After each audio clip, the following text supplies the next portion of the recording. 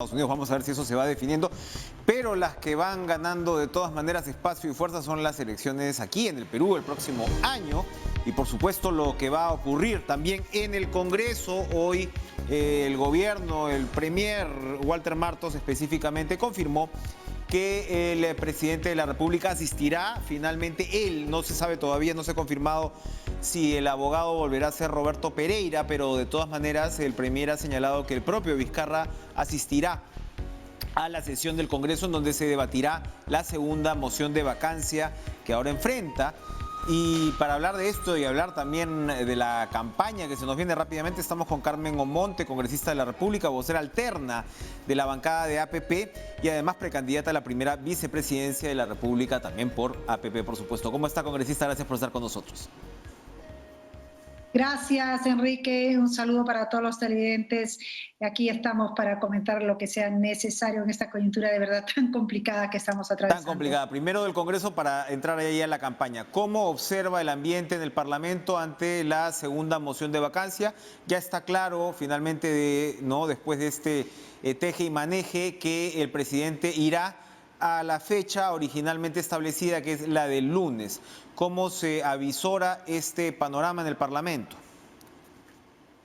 Bueno, en primer lugar es saludable de que ya se haya definido la presencia del presidente el día lunes. Eso es importante porque finalmente el Congreso ya tenía, es un tema de protocolos, reglamentario, ya se había aprobado una fecha y por tanto moverla era prácticamente imposible y sobre todo adelantarla 3 días no tenía mayor sentido. Entonces ya que se haya anunciado la presencia del presidente es saludable, sobre todo que se haya dicho que él va a estar. Recuerden que el primer proceso de vacancia no se sabía hasta el mismo día si es que iba a acudir el presidente o iba a acudir su abogado o los dos. En buena hora que ahora se esté anunciando que va a ir él presencialmente, que él va a estar. Y eso es importantísimo porque finalmente está cumpliéndose un proceso que es genuinamente democrático, ¿no? De responder ante la ciudadanía a través del Congreso de la República. Así que eso es saludable. En el caso de Alianza por el Progreso, lo hemos anunciado ya hace varios días, nosotros no estamos en la línea ni de promover la vacancia ni de votar la vacancia. Bueno, finalmente va a depender de estos últimos días si es que hubiese algún cambio trascendente, pero de no ser así, pues no vamos a apoyar la votación por la vacancia, pensando sobre todo en el país y en este momento tan crítico que estamos atravesando, no solamente en el tema sanitario, sino también en el tema económico. ¿Se refiere a un cambio trascendente, me imagino, por alguna revelación que pueda o filtración que pueda darse desde la Fiscalía hacia la prensa, que complique más la situación de Vizcarra? Porque también se ha discutido eso, que si el Congreso finalmente convocaba a Vizcarra esta semana, o no lo hizo, mejor dicho, fue de repente para esperar si salía alguito más. No, en el caso de la no aceptación de adelantar la fecha es porque es un tema reglamentario. Se hubiera tenido que convocar un pleno, se hubiese tenido que cambiar porque tiene que ser a través de una decisión de pleno que se modificara la fecha, ¿no?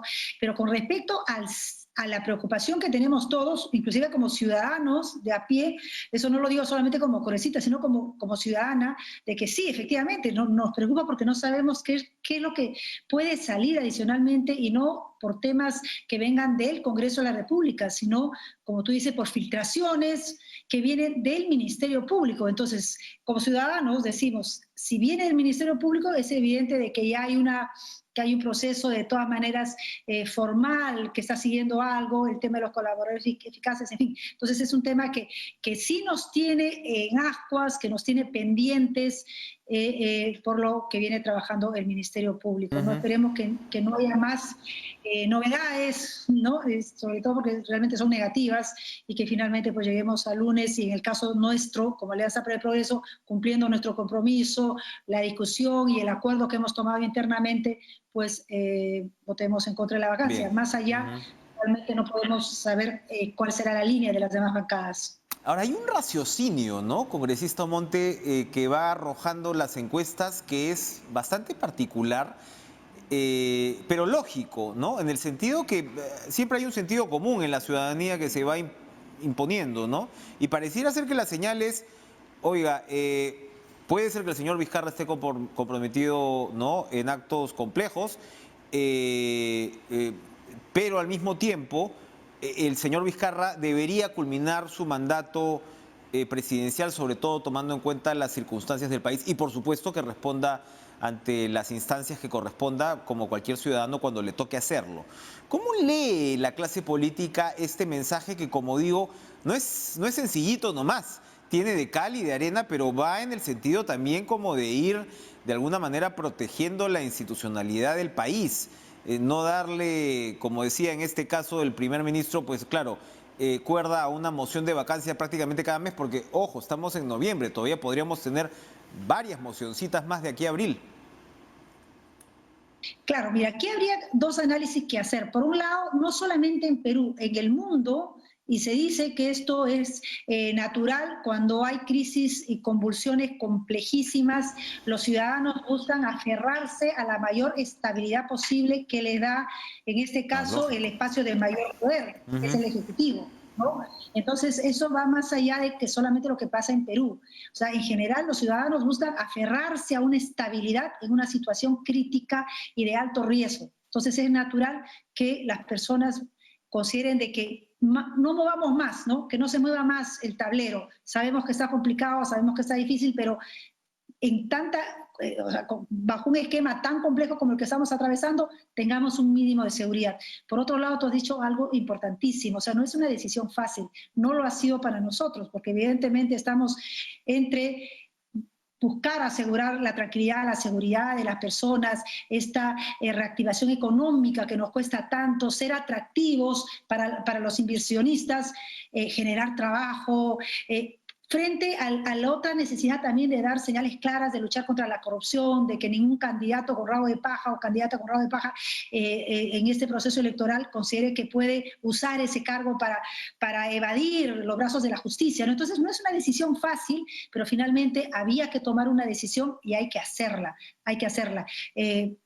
Asumiremos la consecuencia de nuestras decisiones. Yo confío que la ciudadanía valore el esfuerzo que estamos haciendo, y no lo digo solo por Alianza para el Progreso. Inclusive, si fueran una opinión contraria a la nuestra, hay que respetar, porque finalmente son procesos democráticos que en este caso no lo hemos buscado. Prácticamente las circunstancias han llevado a que estemos en esa situación que, bueno, que nadie que realmente la quiere, ¿no? Y que no se nos acuse de cálculo político, porque es todo lo contrario. Yo creo que el estar en esta situación, pues a todos nos incomoda, nos distrae muchísimo, porque realmente estamos en una etapa de un periodo tan corto también que nos queda a nosotros como congresistas, y por tanto, pues es un tema que creo que en general nadie lo hubiera querido poner sobre la mesa. Bueno, ¿no? pero salió la moción de vacancia del Congreso. O sea, claro, podemos decir que los problemas del presidente los ocasionó de repente él como tal, pero la moción de vacancia sale del Congreso, se vota en el Congreso, y está la particularidad, la situación, yo diría,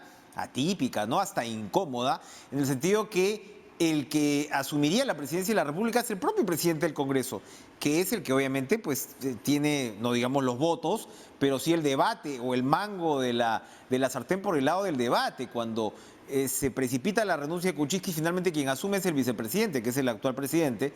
Y antes, cuando se dio lo de Fujimori, claro, hay una presión para que el fujimorismo salga de la presidencia del Congreso y se llega a un consenso con Valentín Paniagua. Entonces, digamos que no es muy sutil la cosa por ese lado, ¿no? Por el lado de que, claro, estés en un debate de moción de vacancia y el que vaya a asumir la presidencia en un caso eventual sea quien dirige ese debate. Claro, es la Constitución. O sea, en todo caso estamos sometidos al peso constitucional, y es lo que manda la Constitución, ¿no? Y es así. Lo que no debiéramos de temer o tener suspicacia con respecto a que finalmente, porque eso es lo que está establecido en las reglas de juego, que finalmente un proceso de vacancia que se desarrolla dentro del Congreso, si es que se concreta, sea justamente el poder que asuma, ¿no? Durante un espacio, finalmente ya la presidencia, ¿no? Eso es nuestra Constitución la que lo manda así. Creo que hay que aceptar las reglas democráticas que tenemos, pero sí hay que reflexionar sobre lo que sucede, qué es lo que sucede cuando tenemos presidentes que no tengan una bancada, que cuando surgen liderazgos por X razones, que asumen un poder tan importante y que paralelamente no vengan de un partido político que le dé esa estabilidad entre poderes que es tan necesaria. O sea, realmente que tengamos al presidente Vizcarra sin una bancada en el Congreso tiene un rol importante en todos estas incertidumbres que estamos atravesando, ¿no? Yo espero, ya como peruana también, de que en las próximas elecciones, sea quien fuere, quien gane la presidencia de la República, venga con una bancada sólida, tenga una bancada con la que realmente se pueda coordinar, que es la que no tiene el actual gobierno, y eso realmente a todos los peruanos nos genera inconvenientes. Y para terminar, usted va a ser candidata en la plancha de APP, va a ser candidata a la primera vicepresidencia, y según el dato que tengo acá, solo 4 mujeres hay en un universo de 33 precandidaturas presidenciales. Usted acaba de tocar un punto muy importante, que es poco lo que estamos viendo todavía de cómo van a ser las relaciones entre el Ejecutivo y el Legislativo a partir del próximo año, porque, ojo, nada indica que el próximo Congreso no sea atomizado. Pero ¿cómo observa el papel de la mujer en estos comicios? Mira, por un lado tenemos una noticia saludable, positiva para la presencia de la mujer en espacios de decisión, que es el que este Congreso haya aprobado la paridad y alternancia. Todos los partidos hemos hecho un esfuerzo enorme, ¿no? Porque evidentemente era por primera vez que se establece una regla de esa naturaleza importantísima para las mujeres de alternadamente presentar nuestras candidaturas, nuestras precandidaturas a nivel nacional, mujer u hombre o hombre o mujer, y así alternativamente. Va a significar, y tengo la certeza que va a ser así, un cambio importantísimo en la presencia de mujeres dentro del Congreso.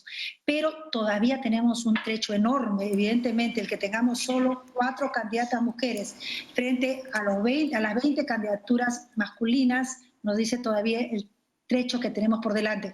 Por un lado, hay que siempre reflexionar que un tema trascendente es el tema del uso del tiempo. Las mujeres, ¿cuánto tiempo tenemos? Si es que nos dedicamos a ganarnos el pan, a un trabajo que tenemos en calle, regresamos a nuestras casas, tenemos que cuidar. La mayoría del tiempo, el uso de tiempo doméstico es a cargo de las mujeres. Cuidar a los hijos, a los adultos mayores, a las personas con discapacidad, la cocina, en fin. ¿Cuánto tiempo tenemos para desarrollar esa otra gran vocación maravillosa que es el de la política, ¿no? Entonces, influye. Los patrones culturales, patriarcales, evidentemente tienen un rol aquí importantísimo. El uso de las finanzas también influye. Entonces, todo el reto que tienen los partidos políticos para ir potenciando más la presencia de las mujeres en espacios de decisión interna dentro de los partidos y que después eso se refleje ya en las candidaturas y se refleje ya visiblemente en los congresos, en los gobiernos regionales, en las alcaldías, la presidencia de la República, pues es un reto de todos, ¿no? Y hay que analizarlo desde la base, que es para mí el uso del tiempo. Una respuesta quizás, una posible respuesta, ¿no?, de nuestro futuro es tener más mujeres en el Congreso. De repente un Congreso paritario, por lo menos, nos dé otros horizontes, nos dé una forma distinta de relacionarse con Integral. El poder, ¿no? De repente menos... Integral, Enrique. Mira, las presidentas que están teniendo un rol protagónico importantísimo en enfrentar el COVID positivamente son mujeres, tenemos mujeres ejemplares, ¿no? En Alemania, en Taiwán, en Nueva Zelanda, Irlanda, en fin, tenemos mujeres valiosísimas que han llegado a ese espacio y que tienen justamente una mirada integral, cada una a su estilo.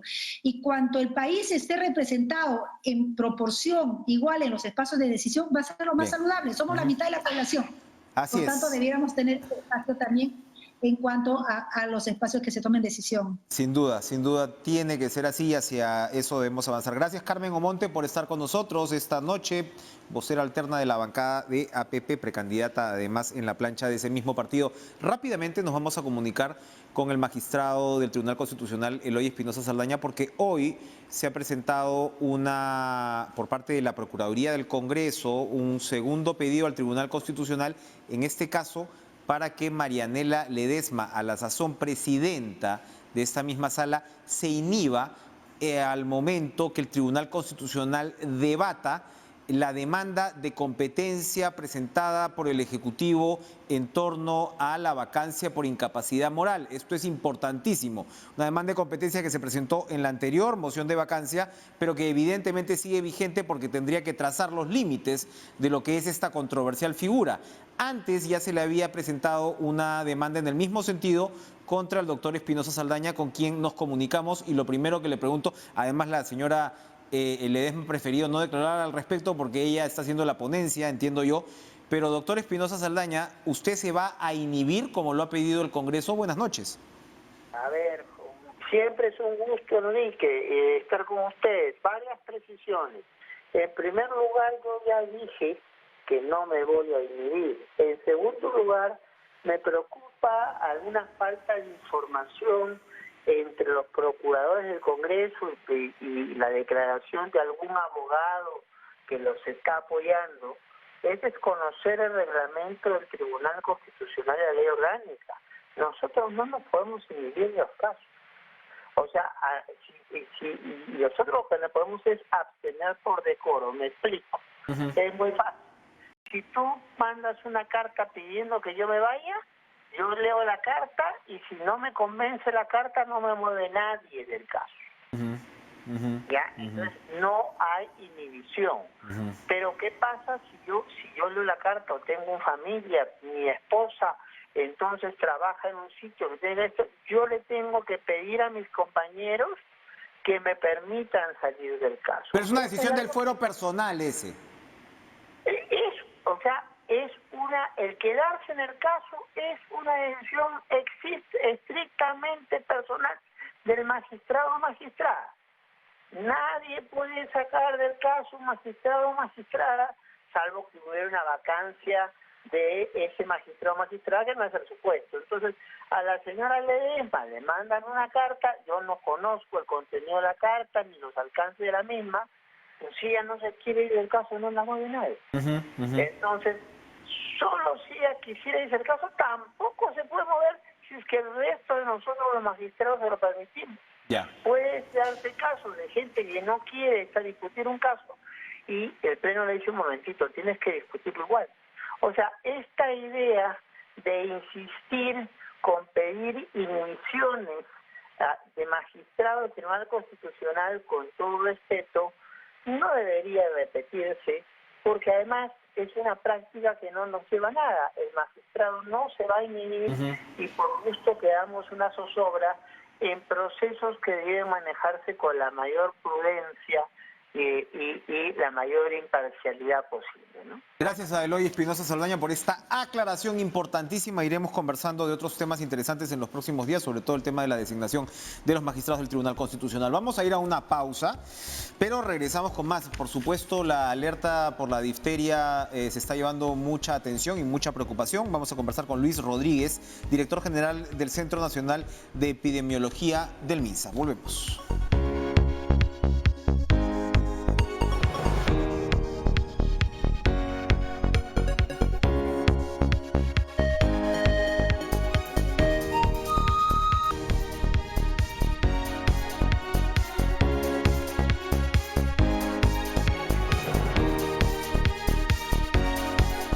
La difteria ha cobrado víctimas mortales en el Perú después de 20 años, una niña, una pequeñita, y en las últimas horas nos hemos enterado del caso de una mujer que si bien tenía otros problemas, también fue infectada de difteria y ha fallecido, me parece, de 69 años. Estamos con el director general del Centro Nacional de Epidemiología del MINSA, Luis Rodríguez, a quien le damos la bienvenida. Doctor Rodríguez, gracias por estar con nosotros a propósito de esta alerta epidemiológica. Cuéntenos, por favor, el contexto, el entorno, el grado de alerta, valga la redundancia, del que estamos hablando.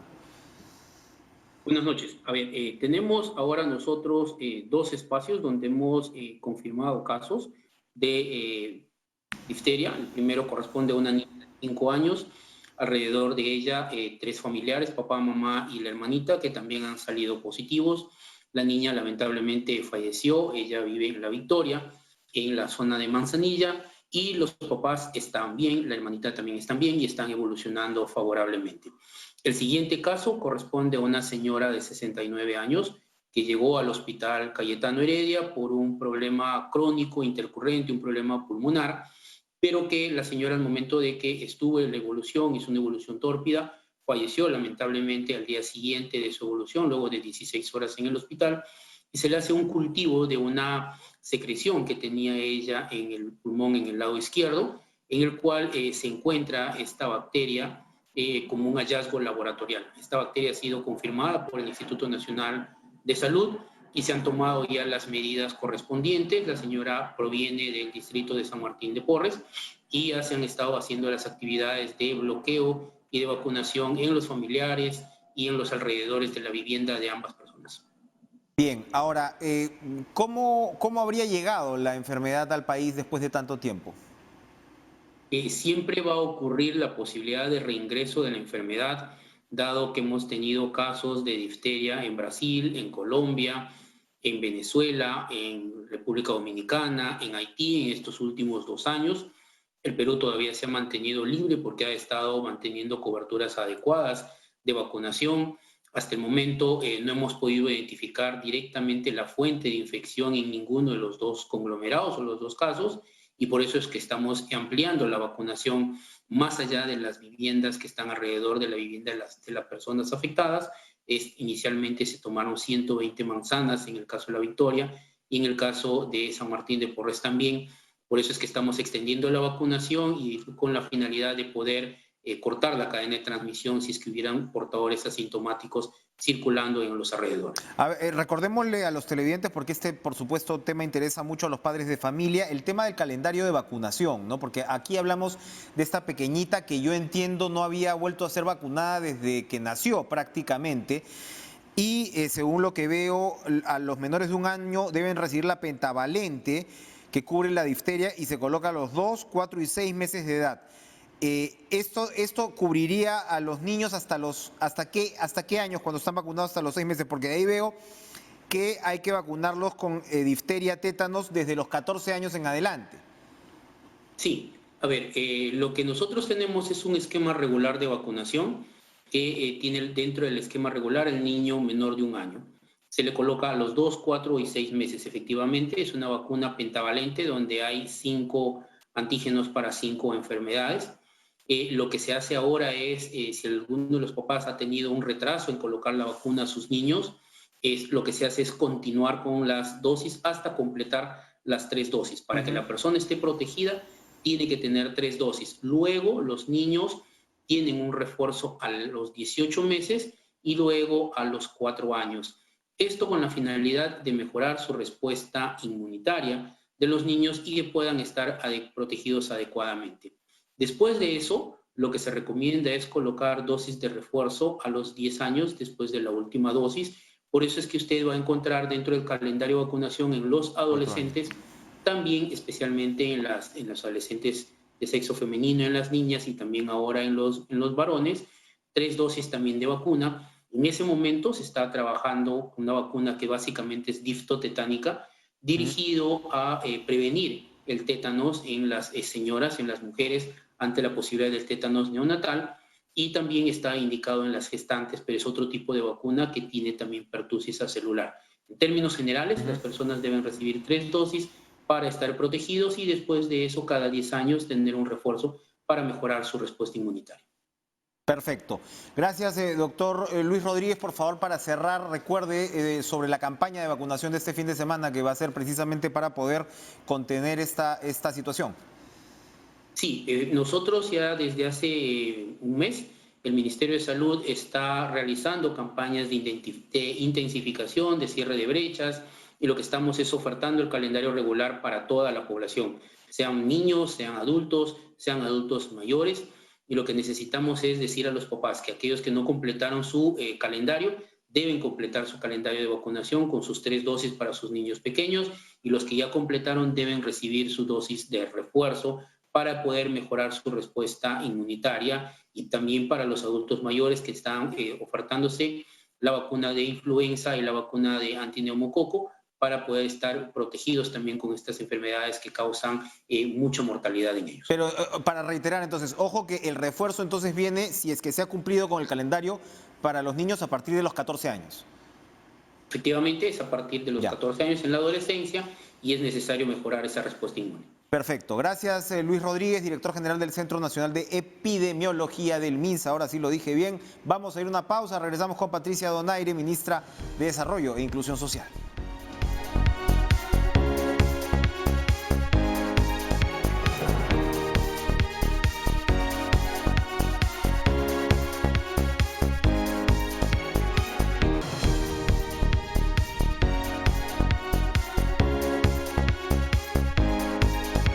Le damos la bienvenida a Patricia Donaire, ministra de Desarrollo e Inclusión Social, con quien vamos a conversar temas propios importantes de su sector.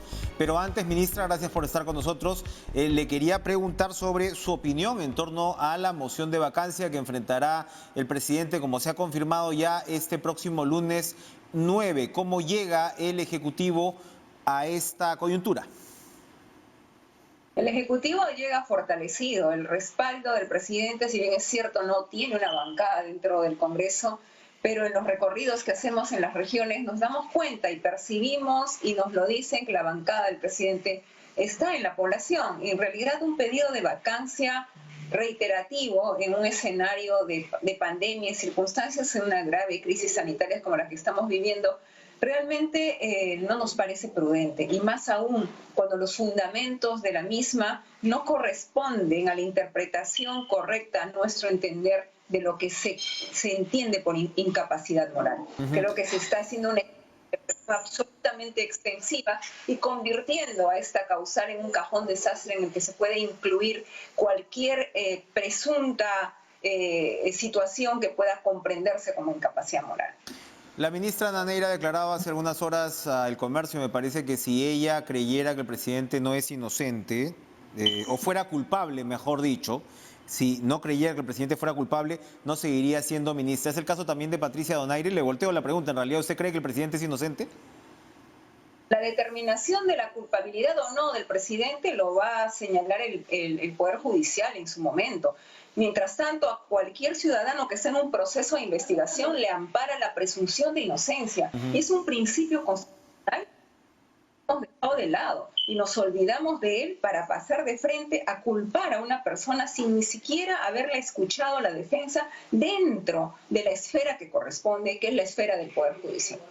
Me imagino que ha escuchado las declaraciones que ha dado la congresista Carmen Omonte a raíz de lo que usted acaba de subrayar sobre la ausencia de bancada para el caso del presidente. No sé si escuchó las declaraciones de Eloy Espinosa Saldaña, que ha respondido que en su caso, él no puede hablar por Marianela Ledesma, pero que en su caso él no se va a inhibir en la demanda competencial presentada por el Ejecutivo en torno precisamente a los límites de la vacancia por incapacidad moral. La Procuraduría del Congreso, como digo, ha enviado 2 oficios al TC pidiendo las inhibiciones tanto de Espinosa Saldaña como de Ledesma. ¿Cuál es su opinión al respecto? Porque esto se supone que es lo que nos va a dar cierto límite, ¿no? O va a trazar el alcance de la vacancia por incapacidad moral.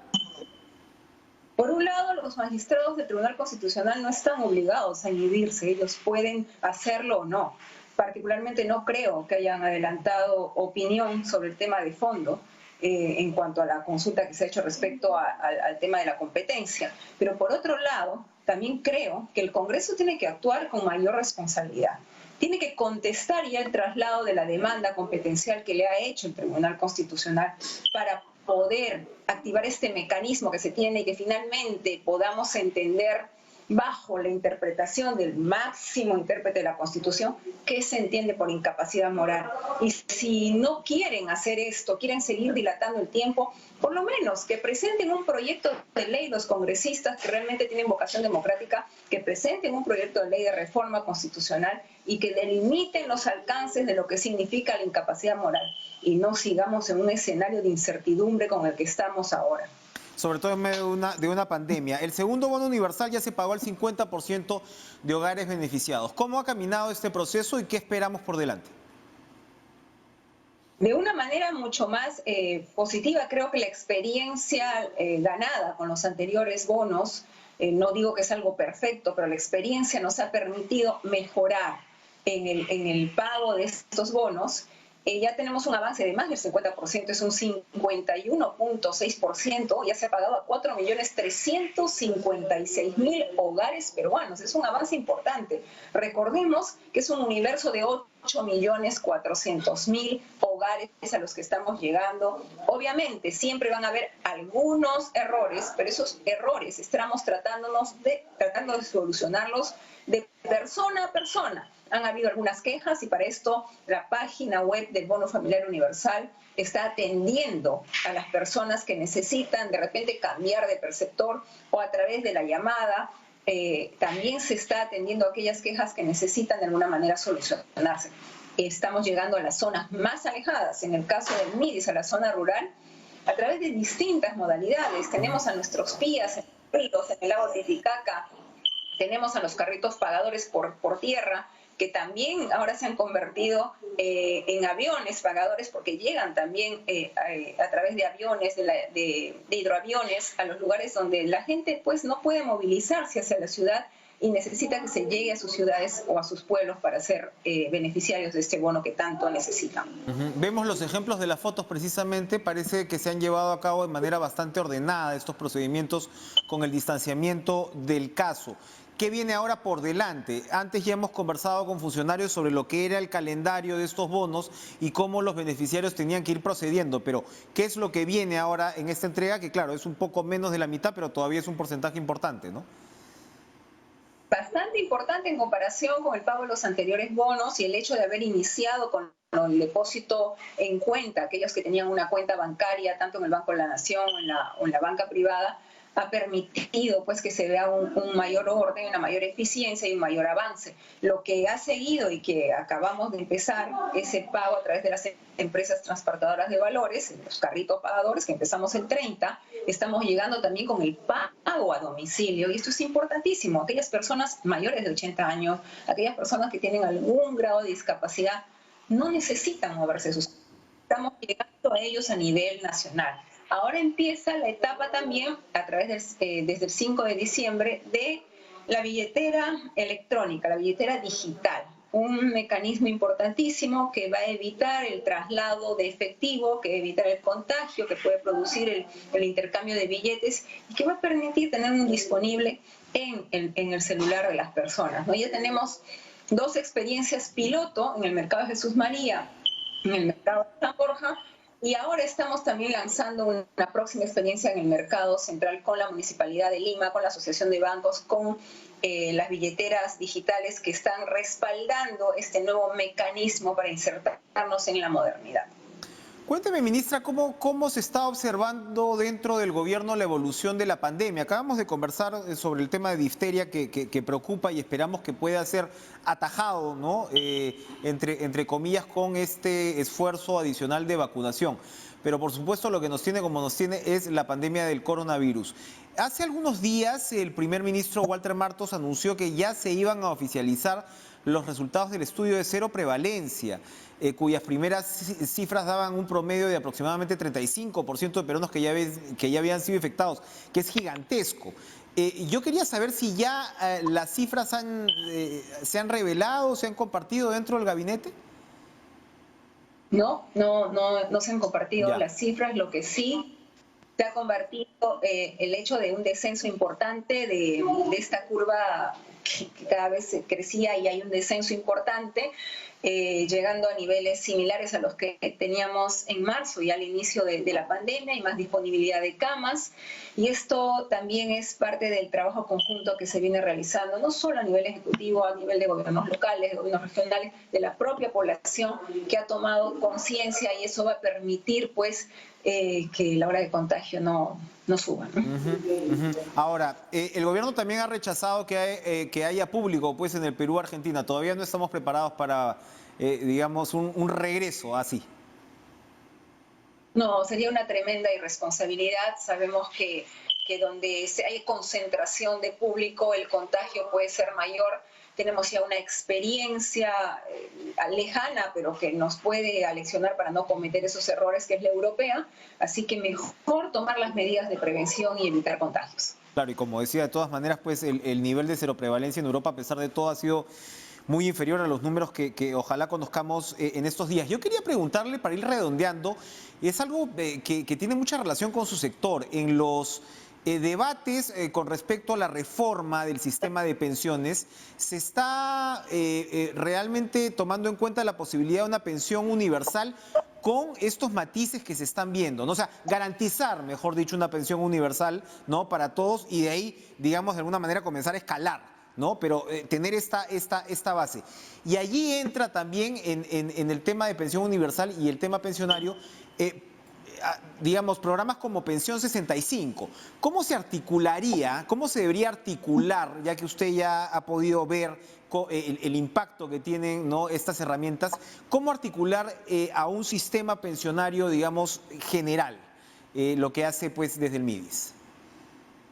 Eso quisiera también que nos explique la presidenta de la comisión o del grupo de trabajo que está en este sistema, porque no comprendemos por qué la necesidad de incorporar a Pensión 65 y a Contigo, cuando no solamente son programas que se dedican a dar un subsidio, perdón, al programa Juntos, me parece que al que quieren incorporar, no se dedican solamente a dar un subsidio económico, ellos van más allá. Estos programas se preocupan por la calidad de vida de los usuarios. Por ejemplo, en Pensión 65 tenemos el programa que rescata los saberes ancestrales del adulto mayor. Se hace un seguimiento de su salud, se ve que su estado emocional esté en estado óptimo. Entonces, todo eso no es solamente una contribución económica. Y el querer absorber a un programa de esta naturaleza, creo que no está de acuerdo a la realidad. No se comprende cuál es el verdadero sentido de los programas. Sería importante poder conversar, y había una conversación previa a nivel PCM, con la presidenta de este grupo de trabajo para que se pueda entender.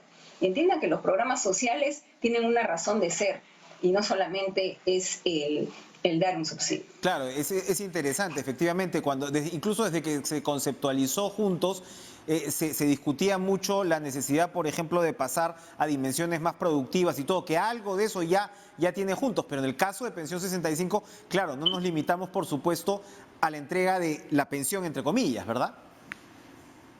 Así es, y en caso de Juntos tampoco, porque mire, los usuarios del programa Juntos reciben esta contribución por cumplir ciertas responsabilidades, como por ejemplo vacunar a sus hijos, que las gestantes pasen sus controles. En el caso específico del bono Brain que entregamos en Ayacucho, se les premia a estos alumnos que no desisten de estudiar, que persisten y van. Además, con un bono adicional para aquellos que estén en el tercio superior. Entonces, creo que hay que entender estos programas en su verdadera dimensión, no simplemente dejar llevar por ciertos... yo entiendo, de repente es un afán positivo, pero no creo que están entendiendo la dimensión de los mismos. Interesante aporte. Gracias, Patricia Donaire, por acompañarnos esta noche, ministra de Desarrollo e Inclusión Social. Vamos a ir a una última pausa y regresamos con los últimos datitos de las elecciones en Estados Unidos.